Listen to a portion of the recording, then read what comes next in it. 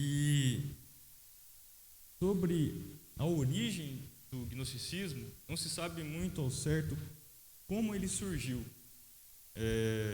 Falando a respeito desse assunto, o pastor Jonas Madureira, ele fala que veio de passear e rodear a terra, né? Não se sabe de onde veio esse tema, esse movimento, mas o que se sabe é que ele é muito antigo. Desde o Antigo Egito já se buscavam a respeito desse tema, que significa conhecimento. Eu queria ler com os irmãos o Evangelho a primeira carta do apóstolo João, a primeira epístola de João, no capítulo 4. 1 João, capítulo 4. O diácono Jefferson, ele leu o início dessa primeira carta, devocional, e tem muita relação com aquilo que vamos falar hoje, no estudo dessa lição.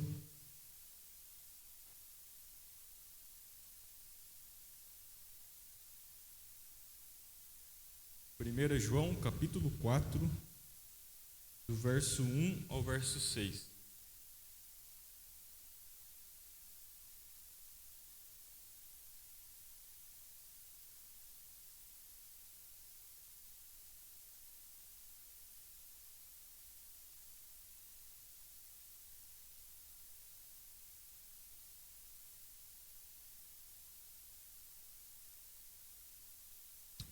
Diz assim a palavra do Senhor: Amados, não deis crédito a qualquer espírito, antes provai os espíritos se procedem de Deus, porque muitos falsos profetas têm saído pelo mundo fora. Nisso conheceis o Espírito de Deus.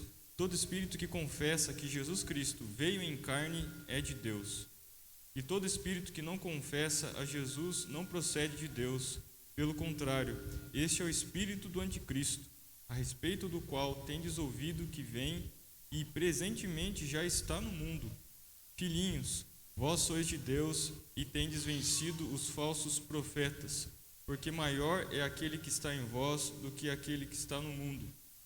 Eles procedem do mundo, por essa razão falam da parte do mundo e o mundo os ouve. Nós somos de Deus. Aquele que conhece a Deus nos ouve. Aquele que não é da parte de Deus não nos ouve. Nisto reconhecemos o espírito da verdade, o espírito do erro. Vamos orar mais uma vez? Pedindo a Deus que nos ensine, nos ilumine a compreensão do estudo da sua palavra e da lição nessa manhã.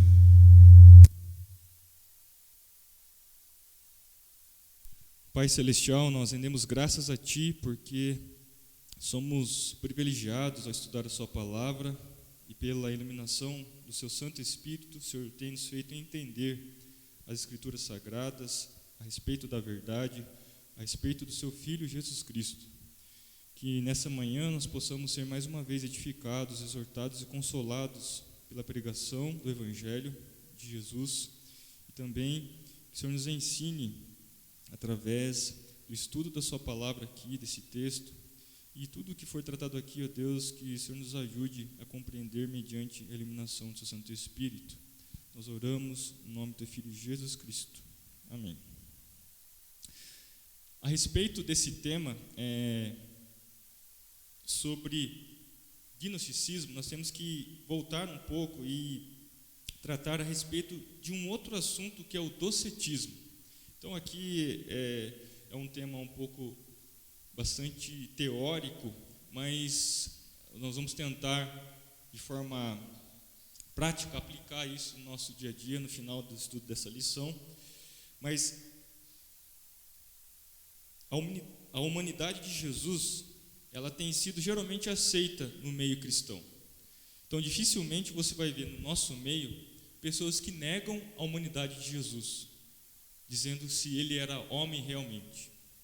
Talvez isso pareça ser um pouco absurdo, mas houve um tempo na igreja, nos primeiros séculos, em que as pessoas negavam que se Jesus realmente era homem, era humano.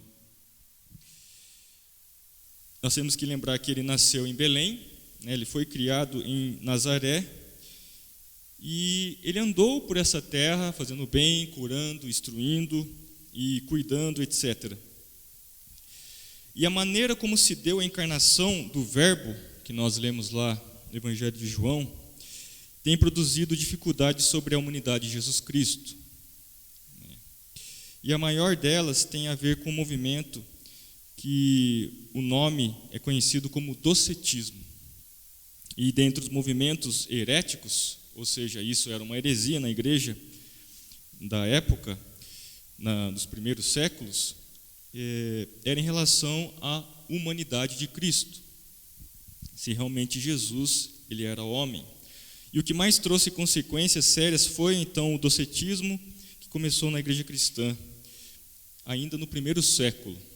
Então, às vezes nós achamos que os apóstolos, quando eles foram convocados por Jesus a pregar o evangelho, começar ali onde eles estavam, depois se espalhando ao resto do mundo, nós achamos que às vezes eles só iam nos lugares pregando a respeito de Cristo, mas eles já tiveram que enfrentar os judaizantes, que eram aqueles que não haviam se convertido ao cristianismo, ainda pregavam a circuncisão, sacrifícios e por aí vai. E eles já tiveram que enfrentar isso. Nós vemos isso na carta do apóstolo Paulo aos Gálatas, que tudo isso prefigurava, apontava para Cristo, ou seja, eram sombras daquilo que viria. Ou seja, Cristo era o objeto e aquilo que veio antes dele era a sombra dele, os sacrifícios, os rituais e por aí vai. O apóstolo Paulo teve que enfrentar isso, pregando e ensinando que aqueles judeus deveriam crer que Cristo era o Messias, que ele estava aguardando então o Messias, e esse Messias era o Cristo, Jesus Cristo. Então o apóstolo Paulo, ele é chamado de pregador aos gentios, mas quando ele ia nas cidades pregar o evangelho, ele ia nas sinagogas, primeiro para anunciar àqueles judeus que precisavam se converter, ou seja, precisavam crer que Cristo era o Messias e deixando de ser judeus, ou seja, na prática daqueles rituais, e então se tornarem cristãos, ou seja, serem convertidos ao cristianismo.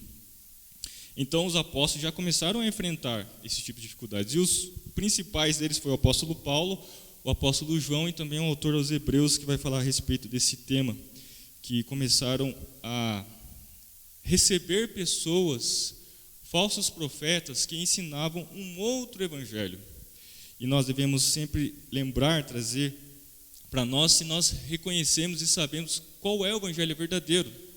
Se nós não conhecemos o evangelho verdadeiro, como nós vamos perceber que aquilo que está sendo pregado é um evangelho falso ou não? Isso é importante, então, nós falarmos. E essa heresia do docetismo remonta, então, ao período apostólico. E, especialmente, João lutou e condenou isso no seu tempo.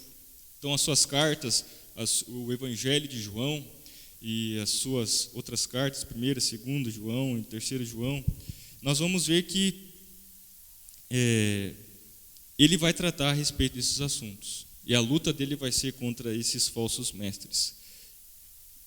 E o nome docetismo vem do docetai, ou doketai, do grego, que significa aparência, semelhança.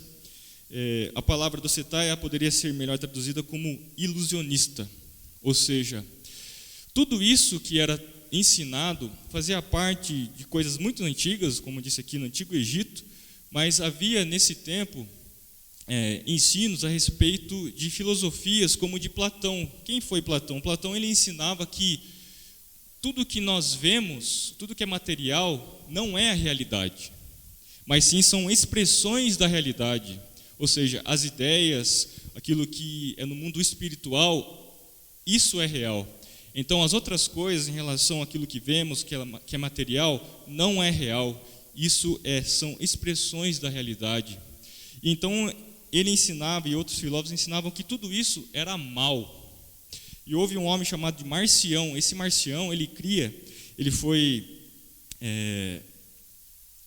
um grande, entre aspas, profeta, que ensinava a respeito de que havia um demiurgo, que é um deus mau, que havia criado todas as coisas, e essas coisas eram más. E a partir disso, então, essas coisas sendo más, então o corpo era mau, a criação é má, mas nós aprendemos a palavra de Deus que Deus, quando criou todas as coisas, Ele viu que era bom. Mas esses ensinos, esses ensinamentos foram entrando na igreja também a respeito disso. Porque, infelizmente, alguns que eram discípulos desses falsos mestres olhavam para as Escrituras Sagradas e viam alguma coisa semelhante a isso e misturavam várias coisas em relação a essas falsas filosofias. Não é à toa que o apóstolo Paulo sempre combateu dizendo para não seguir vãs filosofias e por aí vai. Houve outro homem chamado de Maniqueu, ou Mani, onde surgiu o maniqueísmo, essa entre o bem e o mal, esse dualismo que existe, que pregava exatamente a mesma coisa. Ele se autotitulou o apóstolo de Cristo, né? Em que também, quando Jesus fala que ele deixaria um consolador, que é o Espírito Santo, na verdade, tempos depois, 2 séculos depois, a igreja cristã, ele mesmo disse que ele era esse consolador. Para os irmãos terem uma ideia, Agostinho, antes da sua conversão, ele era um maniqueísta, ele cria nessas coisas. E todos nós sabemos, o grande homem de Deus que Agostinho foi, logo depois da sua conversão, e ele influenciou vários teólogos, inclusive João Calvino. Quem não leu, deveria ler seu livro chamado Confissões de Agostinho, um grande homem de Deus. Perceba que muitos daqueles intelectuais da época criam e ensinavam isso dentro da igreja. Agostinho viveu no 4º século, então no início da igreja esses ensinamentos eram levados aos irmãos que eram convertidos ao cristianismo. Dizem os estudiosos que o agnosticismo ou docetismo foi a pior heresia da época, porque isso quase acabou com a igreja. Obviamente não acabou porque Deus ele preserva a sua igreja, mas ele foi um câncer, um veneno para a igreja de Cristo na época. E aplicando esse conceito dessa palavra docetismo, que significa um ilusionismo, uma aparência, ou seja, não é material realmente, aplicando esse conceito a Jesus Cristo, os docetistas ensinavam que ele tinha apenas então uma aparência de um homem que aparentemente tinha nascido, vivido, sofrido, mas não era realmente um homem. Embora alguns tenham negado a verdadeira humanidade de Cristo, outros apenas negaram a real corporeidade dele em virtude do conceito filosófico grego de que as coisas materiais são más. Portanto, Cristo não poderia ter tido um corpo físico real. Perceba, o que está querendo dizer aqui é que Cristo, quando as pessoas viam ele tinha uma aparência de homem, mas na verdade ele não era um homem, ou seja, ele era um fantasma. E você percebe isso nos evangelhos em alguns momentos em que é dito isso. Por exemplo, quando João, que o diácono Jefferson leu aqui no comecinho dessa carta, ele diz no verso 1 do capítulo 1, acompanhe comigo: o que era desde o princípio, o que temos ouvido, o que temos visto com os nossos próprios olhos, o que contemplamos e as nossas mãos apalparam com respeito ao verbo da vida. Isso aqui já era uma cutucada nos gnósticos da época. João está dizendo que nós apalpamos Jesus. Ou seja, ele estava aqui defendendo que Jesus era sim carne e osso, pele, nervos, ele tinha uma estrutura material. Então João está já combatendo esses gnósticos da sua época. Ou seja, nós apalpamos. Então, não é por acaso que ele diz isso nesse versículo, porque era muito forte na época esses ensinos gnósticos. É importante nós falarmos também que uma tendência docética não precisa ser uma negação total da humanidade de Cristo, mas docetismo é qualquer tentativa de negar a plenitude da sua humanidade.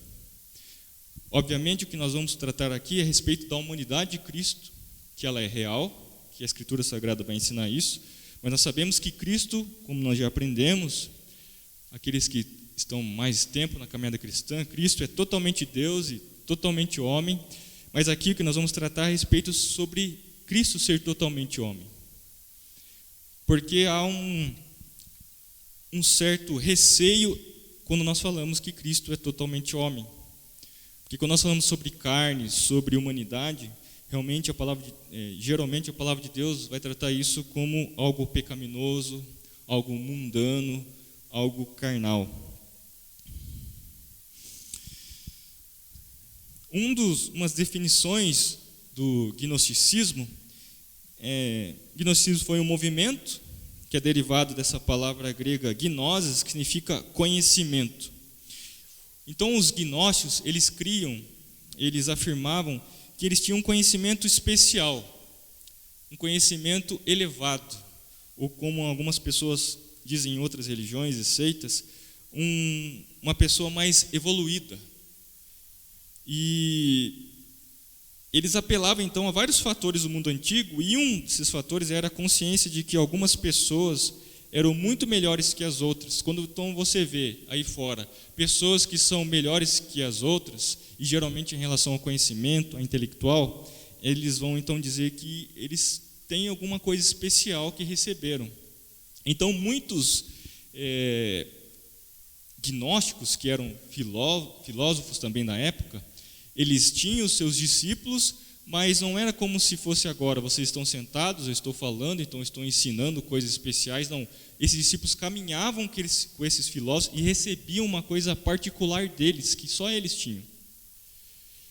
Então, esse termo gnose significa conhecimento, e um conhecimento especial.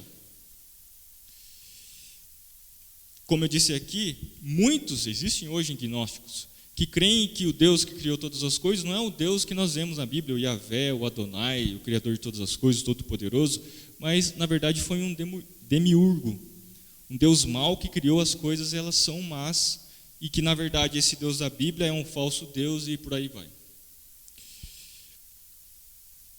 E os gnósticos às vezes argumentavam dizendo: você sabe que a igreja que você frequenta é boa para as pessoas comuns, mas se você quer a verdade completa, se você quer a verdade mais profunda, se você quer a verdade secreta, nós a temos e eles não.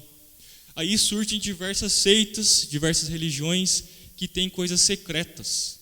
Então, eles têm o conhecimento que você não tem. Você está numa igreja que você tem o conhecimento da palavra de Deus, as coisas, mas tem alguns tipos de conhecimentos que você não pode ter. Aí você começa a ver essas seitas ou religiões que são ditas como secretas, que surgem desde tempos antigos, como disse aqui, lá do Antigo Egito, lá da filosofia. Obviamente não podemos generalizar tudo, mas que tem sim muita influência em relação a esses gnósticos. E os próprios gnósticos eram um grupo com grandes divisões internas. Então, apesar de nós falarmos sobre esse movimento, esse nome gnosticismo, ele não era definido simplesmente, mas era uma mistura, uma salada de diversas seitas, religiões que existiam na época e que haviam divisões internas.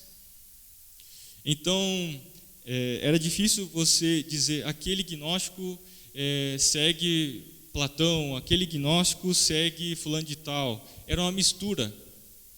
Então, não era simplesmente uma seita em si, mas era várias seitas, várias religiões. Por exemplo, eu disse aqui sobre Maniqueu. O Maniqueu, ele misturava judaísmo, hinduísmo, cristianismo. Imagine você aprender todos esses temas e juntar tudo. E ele mesmo dizia ser apóstolo de Cristo. Então, esses gnósticos diziam que eles tinham esse conhecimento especial. Tinham verdades secretas e que só esses iniciados poderiam obter e poderiam ensinar a respeito de um cristianismo que é mais radicalmente espiritual e que aquilo que os próprios apóstolos faziam.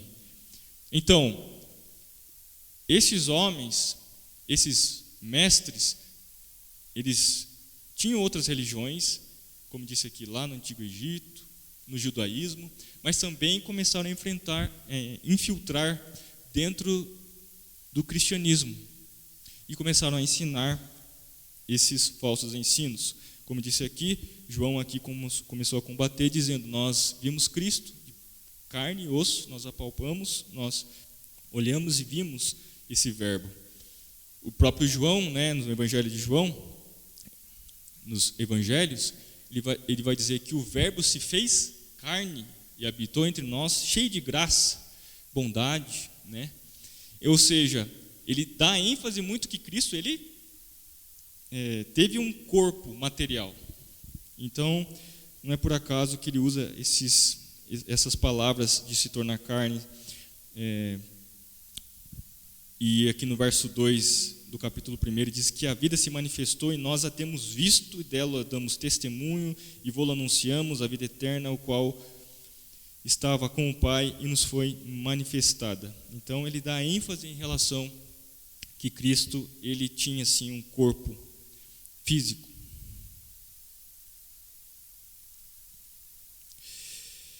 Se os irmãos tiverem alguma dúvida, alguma pergunta, alguma colocação, pode me interromper sem problemas. Então isso caracterizou diversos tipos de gnosticismo. Então, uma espiritualidade que fundamentalmente negava a importância da história, a importância do mundo físico, que dizia que a ação está sempre no mundo espiritual. É o que Platão dizia. Tudo o que acontece, cultura, coisas que os homens inventam, tudo isso, na verdade, são expressões de uma realidade, de uma ideia, de um esforço intelectual, de um conhecimento elevado espiritual. E isso nega a criação de Deus, que Deus, ele criou todas as coisas, o Yahvé, o Adonai, o Deus que nós cremos. E nisso eles se identificavam com coisas encontradas na filosofia antiga, particularmente em Platão e alguns de seus seguidores. O que é realmente importante é o espiritual. Perceba, o que eles diziam é aquilo que às vezes nós falamos também. O importante é o espiritual, o importante é o espírito, é a alma. Porque já que o corpo é mau, as coisas criadas são más, o importante é o espiritual. Então, os gnósticos acreditavam, então, já que o corpo é mau, eu posso fazer dele ou com ele o que eu quiser. Então se envolviam em imoralidade e faziam coisas perversas, porque o corpo é mau, o espírito que é bom. E eles pregavam isso, ensinando isso. Isso pode nos surpreender de algumas maneiras, mas o que é fascinante quanto o que aconteceu no mundo antigo é que sempre há similaridade no mundo moderno, com os dias de hoje. E mais ou menos paralelo a algumas formas de gnosticismo, um dos surpreendentes exemplos seria a ciência cristã, se os seus irmãos já devem ter lido a respeito, que foi fundado por Mary Baker Eddy, que dizia as mesmas coisas que nós já falamos aqui, a respeito das filosofias, que o mundo real, o mundo físico, ele não existe. Veja, a palavra, o movimento é bonito, Ciência cristã. Então ela dizia que o mundo real não existe, o conhecimento secreto que você precisa, o discernimento mais profundo e libertador da realidade é que o físico não existe, portanto a enfermidade não existe. Se o seu corpo não existe, ele não pode estar enfermo. E portanto, se você puder simplesmente libertar a sua mente da ilusão do corpo, você pode ficar saudável a todo tempo. E quando você olha isso, é atraente esse tipo de ideologia, filosofia, como você quiser dizer. Ela está errado, esse conceito, mas possui essa atração. E o gnosticismo no mundo antigo tinha um tipo semelhante de atração. Nós podemos libertar da escravidão o seu corpo. E eles nem sempre negavam que o corpo era real, mas diziam: você pode ser libertado dele para uma vida acima e além do corpo. E isso atraía muitas pessoas. Então a igreja tinha que responder tal apelo, especialmente já que muitos gnósticos diziam: nós somos a verdadeira igreja. Nós somos os legítimos portadores da mensagem de Jesus Cristo. E a igreja tinha que responder a isso, a esses apelos, a esses falsos ensinos, porque tudo isso era atraente, atraía as pessoas, essas filosofias. E um dos grandes mestres apologistas, apologista significa aqueles que foram surgindo devido a esses falsos ensinos, a defender a fé, a sã doutrina, isso significa ser um apologeta, chamado de Irineu, logo no início, nos primeiros séculos da igreja, em que ele combateu esses falsos ensinos, como Marcião, Maniqueu, por aí vai. Perceba, meus irmãos, que às vezes, quando nós tratamos um assunto como esse, parece uma coisa muito longe de nós, mas que nós vamos perceber isso quando nós trazemos para dentro do nosso contexto, até mesmo no contexto reformado, às vezes nós temos alguns tipos de ideias semelhantes a essas. Paulo combateu isso na igreja de Corinto, quando ele foi falar a respeito sobre o apostolado, e convido você a abrir então a palavra de Deus, 1 aos Coríntios, capítulo 15.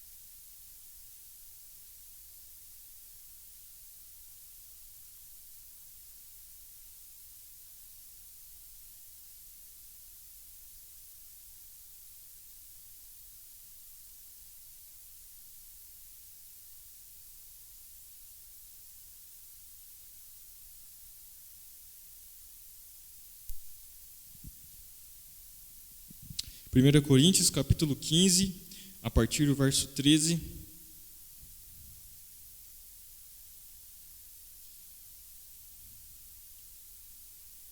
E se não há ressurreição de mortos, então Cristo não ressuscitou. E se Cristo não ressuscitou, é vã a nossa pregação e vã a nossa fé. E somos tidos por falsas testemunhas de Deus, porque temos asseverado contra Deus que ele ressuscitou a Cristo, ao qual ele não ressuscitou, se é certo que os mortos não ressuscitam. Porque se os mortos não ressuscitam, também Cristo não ressuscitou. E se Cristo não ressuscitou, é vã a vossa fé, e ainda permaneceis nos vossos pecados. E ainda mais, os que dormiram em Cristo pereceram. Se a nossa esperança em Cristo se limita apenas a esta vida, somos os mais infelizes de todos os homens. Veja, o apóstolo Paulo está combatendo também esses falsos mestres que pregavam, como nós já comentamos aqui, já que o corpo ele é mau, ou já que o corpo ele é expressão da realidade, ele não é real, logo Cristo não teve um corpo. Se Cristo não teve um corpo, ele não morreu verdadeiramente. Se ele não morreu, ele nem foi ressurreto. E se ele não foi ressurreto, não ressuscitou, é vã a nossa fé. Ou seja, nós estamos perdidos. Por isso que ele diz aqui no verso 19: se a nossa esperança em Cristo se limita apenas a esta vida, nós somos os mais infelizes de todos os homens. Ou seja, acabou depois da morte. Ou seja, haverá, como diz algumas falsas religiões e seitas, reencarnação, porque o corpo é mau. E por aí vai, não haverá ressurreição mais. Então, o apóstolo Paulo está combatendo aqui também a respeito disso.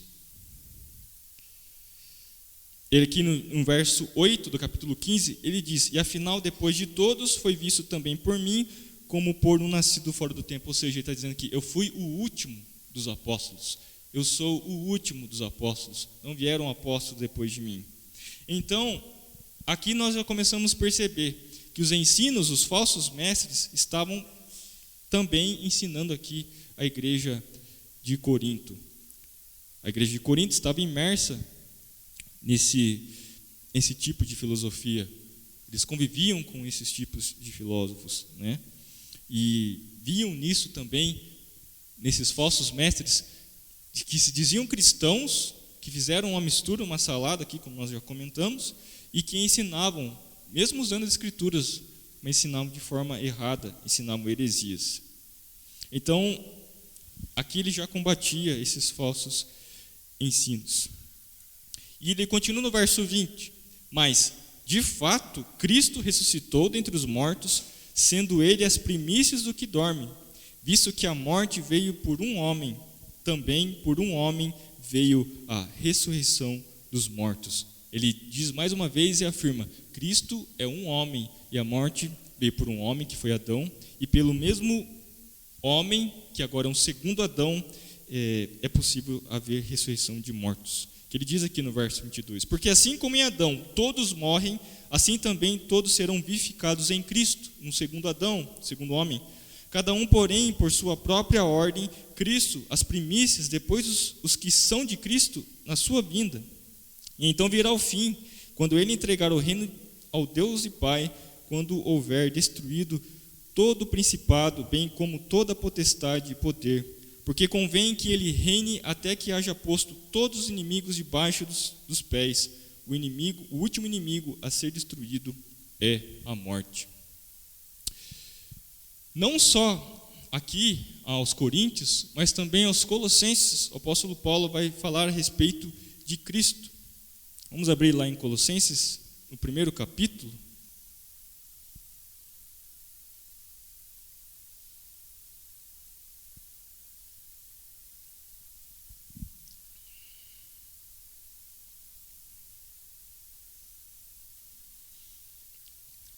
O gnosticismo, então, até aqui, os seus irmãos estão captando o que está sendo transmitido, porque é um assunto um pouco teórico, às vezes maçante. O que eles criam, então, já que tudo que foi criado foi por um Deus mau, e tudo que foi criado é mau, e além disso, eles não criam na corporeidade de Cristo, ou seja, que ele era formado de carne, osso, pele, nervos. Aqui o apóstolo Paulo aos Colossenses ele vai falar a respeito da criação. E quem criou todas as coisas e como as coisas se formaram. A partir do verso 13, ele vai dizer. Cada irmão, se quiser, pode ler. A partir do verso 13 até o verso 20. Colossenses 1, do 13 ao 20. Quem quiser ler, pode ler.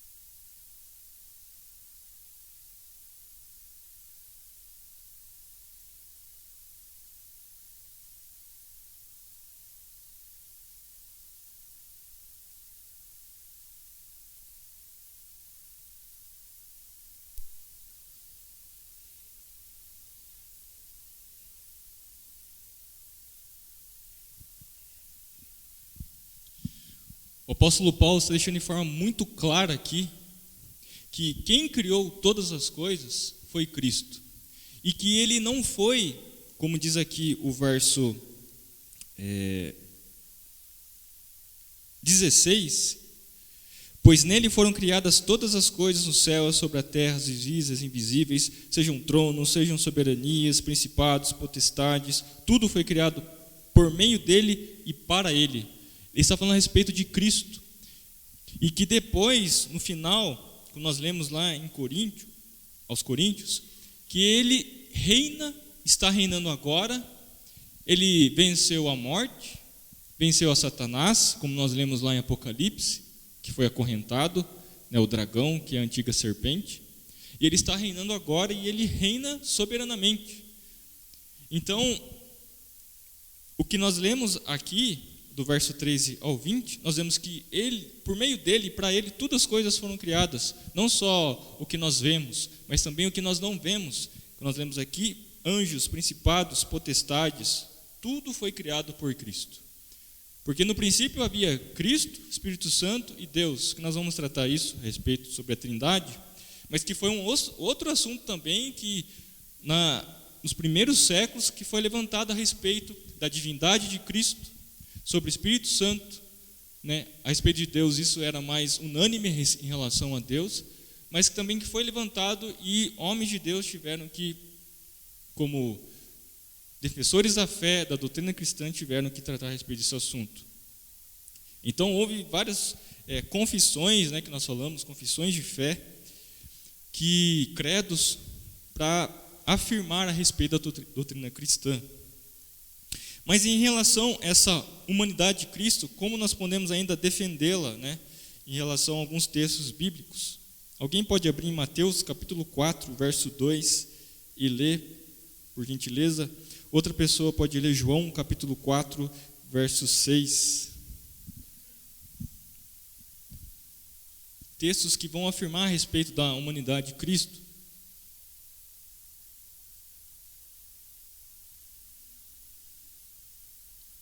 Mateus 4, 2.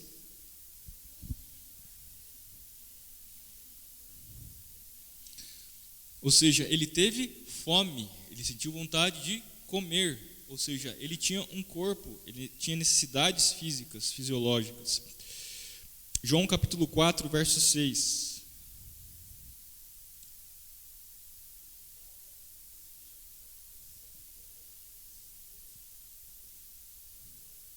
Ou seja, ele se cansou, ele caminhou, teve cansaço.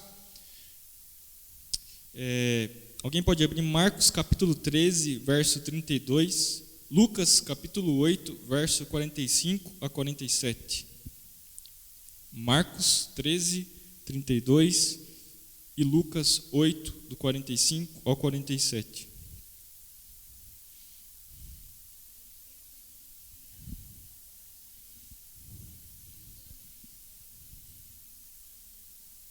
Lucas 8, 45, 47 a 47.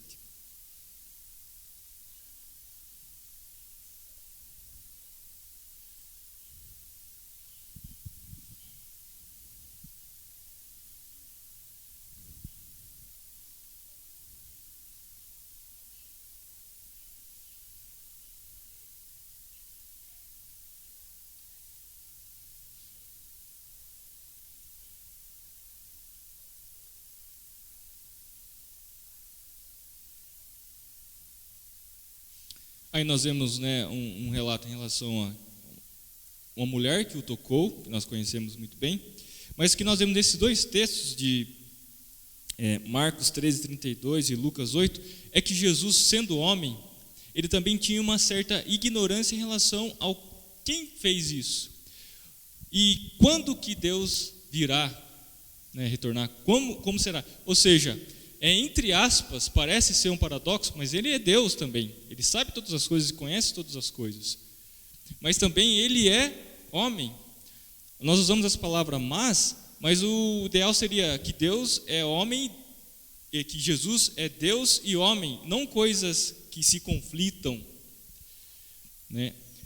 O que nós vemos aqui, que Jesus teve fome, cansaço, ele desconheceu quem tinha tocado, mas ao mesmo tempo que nós vemos isso, as características de um homem, de uma pessoa, nós percebemos que também, nesses textos, que ele era Deus. Ele experimentou a dor de chorar, como nós vemos isso, quando ele recebe a notícia de Lázaro. Ou seja, ele não tinha pecado, mas chorou, né? Ele teve fome, cansaço, ou seja, as características de um ser humano. Ele sofreu na cruz ele teve dor, ele foi torturado. E sendo divino, Jesus não podia pecar, mas sendo humano, ele ainda podia ser tentado de verdade. Vamos ler lá em Hebreus, capítulo 4.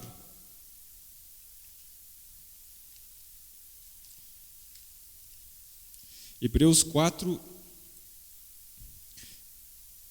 verso 15. Portanto, não temos sumo sacerdote que não possa compadecer-se das nossas fraquezas, antes foi ele tentado em todas as coisas, a nossa semelhança, mas sem pecado. Ou seja, Jesus, sendo homem, ele foi tentado, a nossa semelhança, mas ele não pecou. Podemos deduzir de Gênesis, melhor dizendo, do Getsemane, que suas lutas às vezes eram mais agudas e angustiantes do que jamais conhecemos. Nós não temos a ideia como foi angustiante aquela passagem em que Jesus está lá no Getsemane, um pouco antes de ser crucificado, torturado e pendurado numa cruz e morto. Como disse aqui, João, ele teve que combater esses falsos mestres, esses gnósticos. Paulo teve que combater também esses falsos mestres. E o autor aos Hebreus também teve que combater esses falsos mestres. Já que estamos em Hebreus, vamos ler no capítulo 2 de Hebreus, verso 17 a 18, que diz o seguinte: por isso mesmo convinha que em todas as coisas se tornasse semelhante aos irmãos, para ser misericordioso e fiel sumo sacerdote das coisas referentes a Deus e para fazer propiciação pelos pecados do povo. Pois naquilo que ele mesmo sofreu, tendo sido tentado, é poderoso para socorrer os que são tentados. Veja os objetivos das tentações que Jesus teve, que não cedeu em nenhuma delas, mas por conhecer essas tentações, ele é poderoso para socorrer a cada filho dele, ou seja, a cada um de nós que, se somos convertidos, nós podemos então ser socorridos por Jesus, porque ele sabe, ele passou por tentações e somos então, pela sua misericórdia, socorridos. Ele é poderoso para fazer isso.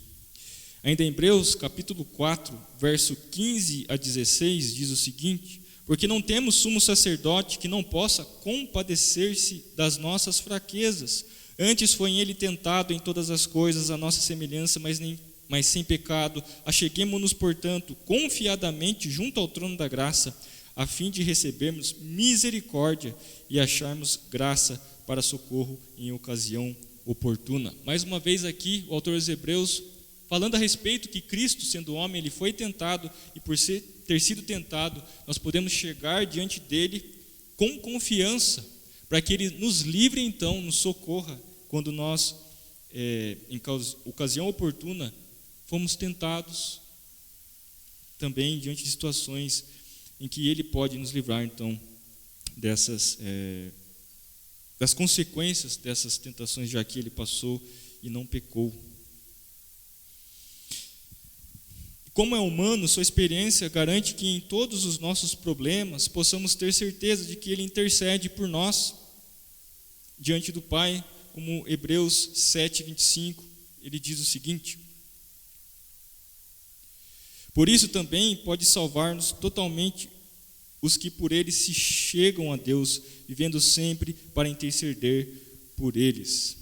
Então, se você ler a carta dos Hebreus, principalmente o capítulo 2 em diante, você vai ver esse autor defendendo a respeito de Cristo sendo humano, sendo tentado, e ao mesmo tempo todos os propósitos dessas tentações em relação também a nós, que ele intercede por nós diante de Deus. Infelizmente, muitos cristãos bem intencionados se concentram na divindade de Jesus. Perceba, até agora nós estamos falando sobre a humanidade de Jesus.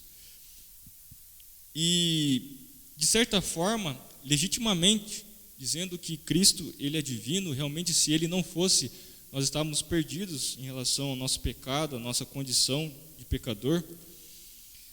Só que, por defender tanto essa divindade, acaba excluindo, então, a sua humanidade, acreditando que isso possa honrar a Cristo, mas quando estão minimizando a natureza humana. Então, essas formas modernas da heresia inicial, do monofisismo, ou seja, que Jesus tinha apenas uma natureza, também tendem a subestimar o fato de que Jesus era totalmente humano. Alguns assumem que Jesus apenas fingiu ignorar os fatos. Ele era, afinal, divino e onisciente, ou seja, sabia todas as coisas. Da mesma forma, alguns negam que Jesus estivesse realmente com fome, cansado, acreditando que sua divindade energizava, o seu corpo de modo sobrenatural e contínuo, e assim por aí vai. Então, essa doutrina bíblica da encarnação, ela afirma que o Filho de Deus viveu sua vida humana divina. E isso nós temos que trazer então para nós. Porque se nós não percebemos que nós somos humanos, carne e osso, porque alguns que vão entrar nessas igrejas, como eu disse aqui, vão dizer que isso apenas é expressões da realidade, o que vale é o espiritual. Então, nós vamos ouvir falsos ensinos a respeito de dieta, sobre alimentação, que alguns alimentos não devem ser utilizados porque isso pode provocar alguma coisa no mundo espiritual. Alguns que fazem jejuns com objetivos errados, dizendo que isso modifica a carne, e isso faz com que o meu espírito, então, possa ser mais evoluído. Perceba, são falsos ensinos. A Bíblia fala sobre jejum, a Bíblia fala sobre alimentos, mas nós temos que saber o correto ensino sobre cada um delas. Senão, por uma falsa boa vontade, às vezes de forma até mesmo legítima, as pessoas querem fazer coisas dizendo que o que importa é o espírito. Mas o que nós aprendemos até aqui é que tanto o apóstolo Paulo como João, aos Hebreus, vão falar a respeito sobre humanidade. Porque Deus criou o homem, como nós vemos lá em Gênesis. Quando Deus cria o homem, cria a mulher, ele cria o homem, um corpo material, sopra nas suas narinas, dá fôlego de vida, ou seja, a alma, e agora é um ser vivente. E nós cremos, como nós lemos aqui, 1 Coríntios 15, que nós vamos ressuscitar no último dia. Porque Deus criou o homem e a mulher, corpo e alma, e isso é importante. E percebemos também que é importante vermos que Cristo, ele não é somente divino, mas também homem. Ele é 100% homem e 100% Deus. E o Evangelho de João, então peço que você retorne agora lá onde nós estávamos lendo, 1 João, melhor dizendo, capítulo 4, nós estamos encerrando já.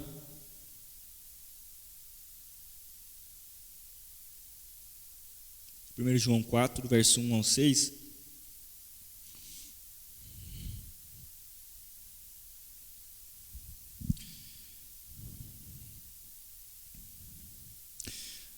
Diz no verso 1: Amados, não deis crédito a qualquer espírito, antes provai os espíritos se procedem de Deus, porque muitos falsos profetas têm saído pelo mundo fora.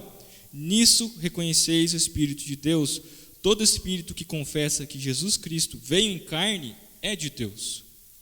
Então aqui João está combatendo esses gnósticos da sua época, dizendo: aquele que diz que Cristo vem em carne é de Deus. Se porventura aparecer dentre vós dizendo que Cristo não veio em carne, que apenas tinha uma aparência como um fantasma ou algo do tipo, esse é um falso mestre. E ele continua no verso 3: E todo espírito que não confessa Jesus a Jesus não procede de Deus, pelo contrário, este é o espírito do anticristo. Então, esses falsos ensinos que negam a humanidade de Cristo é um tipo de anticristo.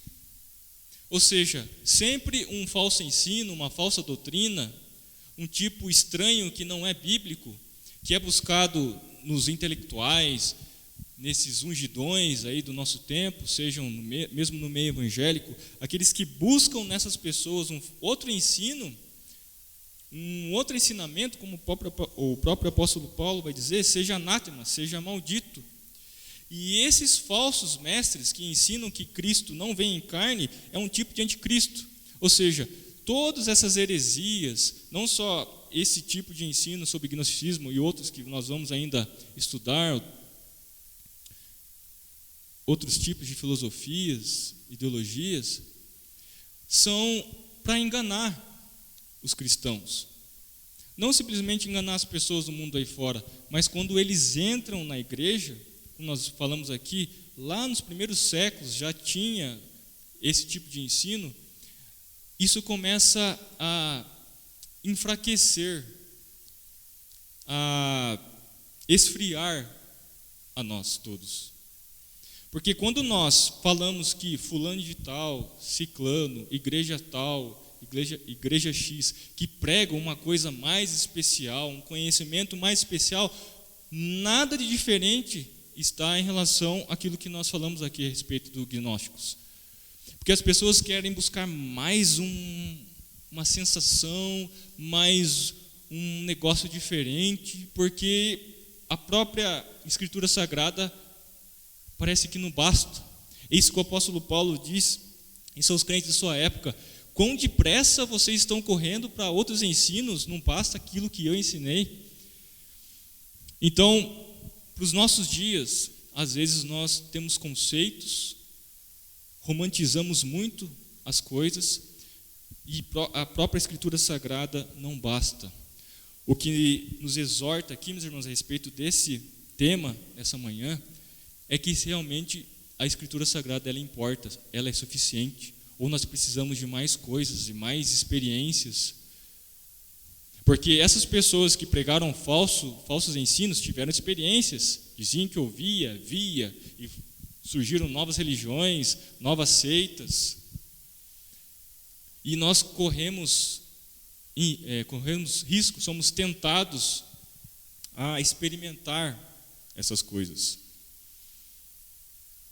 E isso que o autor aos Hebreus fala, depois você pode ler lá na sua casa, vai falar que pessoas que provaram, experimentaram a respeito das coisas de Deus, que tiveram experiências em relação às coisas de Deus, mas que um certo dia experimentaram outros tipos de ensino, saíram da sã doutrina e passaram a praticar outras doutrinas que não são cristãs, não são genuínas e que para esses não há perdão. Porque eles se voltaram, se negaram, ou seja, apostataram da fé. Eles vão chegar um momento que não vão conseguir mais se arrepender, não haverá mais arrependimento verdadeiro, um arrependimento genuíno. Para esses não haverá mais solução.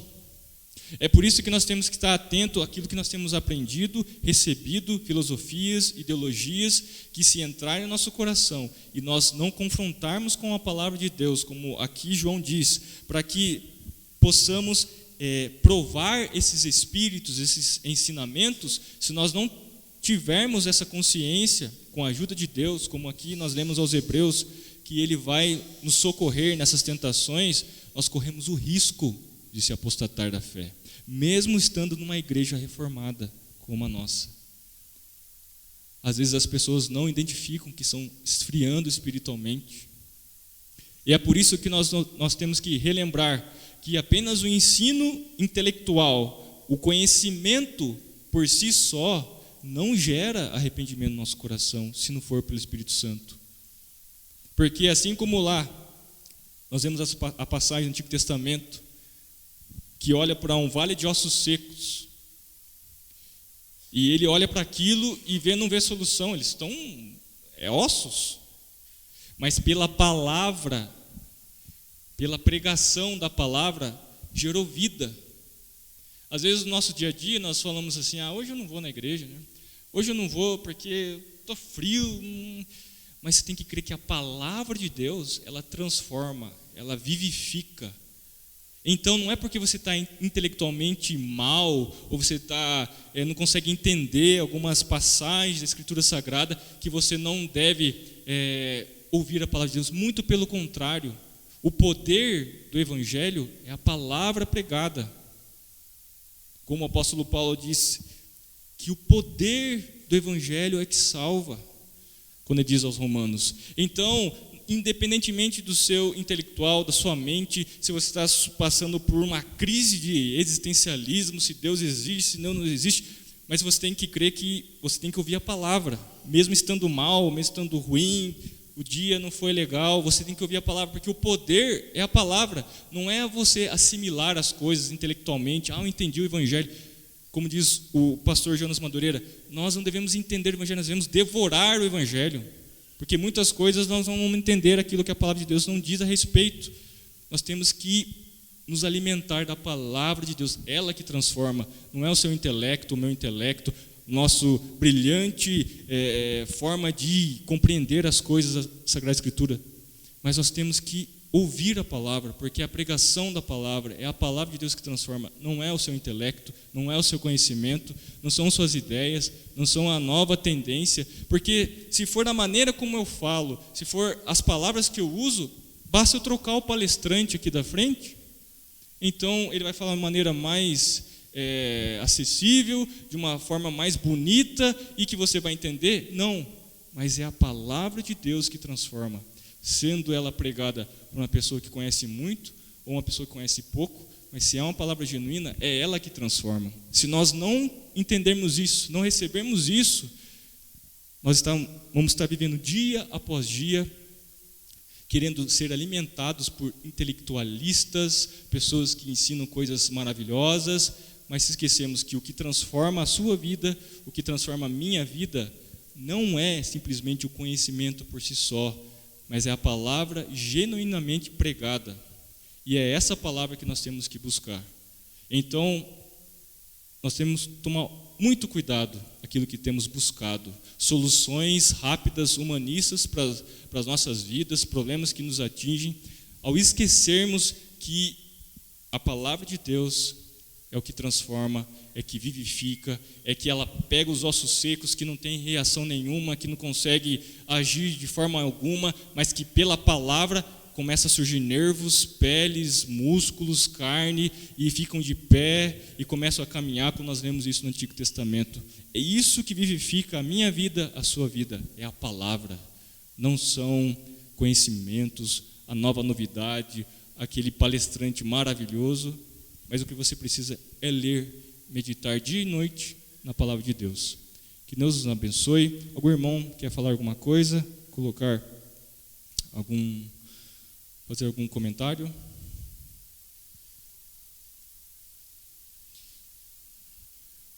Passo a palavra para o diácono Jefferson.